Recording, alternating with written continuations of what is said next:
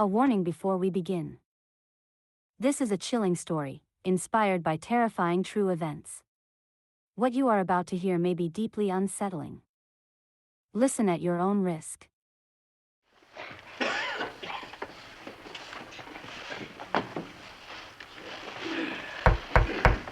The judge's voice echoed through the room, stern and steady.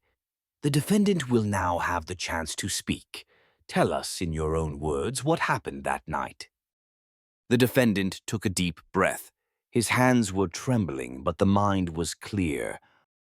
I've never been a complicated man. I don't care about luxury. I don't chase things. What I value is being outside, breathing clean air, fishing, walking in the forest. That's where I feel alive. I studied IT. I work mostly from home.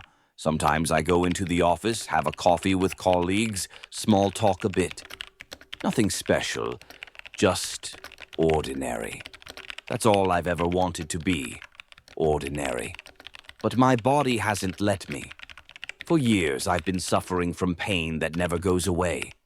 I've gone to doctors, physiotherapists, chiropractors. Nothing has helped. They prescribe pills, but I don't take them. I won't. I don't put chemicals in my body. No painkillers, no alcohol. I don't dull myself with what they make in factories. I trust nature. Plants, herbs, what grows from the earth. I prefer what nature provides. I smoke. I eat and mushrooms. It helps. It eases the pain better than anything else. I lived with a relative, my Uncle Frank. We got along well, but that same day, Friday afternoon, he became confrontational, accused me of drinking his whiskey. I don't drink alcohol. But he didn't believe me. He became furious, chased me around the house. He's bigger than me, stronger. I managed to escape onto the balcony, slammed the door shut so he couldn't get out, and then the police came. They took me to the station. At first, I thought about filing a report, but I changed my mind. Frank isn't really a violent man. It was as if something just snapped in him. The police suggested I stay away for a while, maybe live with someone else. So I called my brother, my aunt. No one answered. Finally, I thought of Matilda, a woman I had dated on and off. She picked up, and I was allowed to come over. It was a good evening. We ate pasta bolognese, talked about everything, laughed. She was truly a lovely person. I felt safe again. I stayed the night. I woke up to her being on top of me in bed. At first, I thought it was something intimate, but her movements, they were wrong. Her body moved in a way that wasn't human. Stiff, as if her joints were out of place.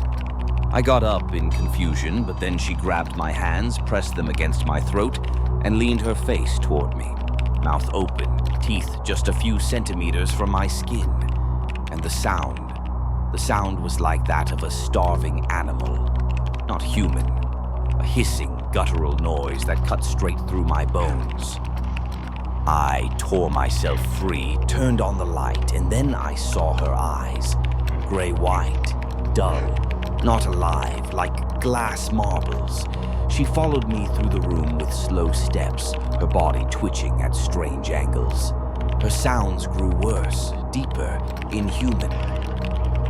I ran into the bathroom and tried to close the door, but the door opened inward, a detail I had never noticed before, and now it made everything harder. I pulled, she pushed. In the end, she broke in. I struck her with my fist. She fell hard to the ground. Her body lay sprawled between the hallway and the bathroom. I went back to the living room, looked around. The whole apartment was in chaos. Things and furniture knocked over, scattered across the floor.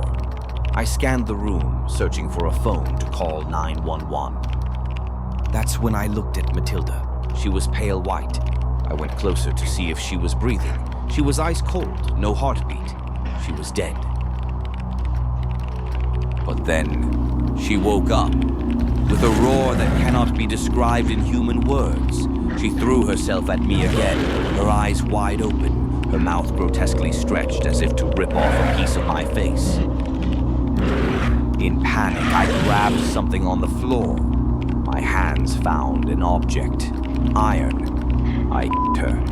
I hit her again. She fell back but got up once more. She was badly injured. Blood ran, but she kept moving as if pain didn't exist. Then I knew. She was no longer human. She was one of the living dead. She was a zombie. There is only one way to kill a zombie. You have to destroy the brain. I hit her until the iron cracked. I grabbed the next object, skis leaning against the wall. I used every last ounce of strength I had left. When she finally lay still, I was completely drained. I collapsed, shaking, barely able to breathe. Then I remembered nothing more until I woke up in the hospital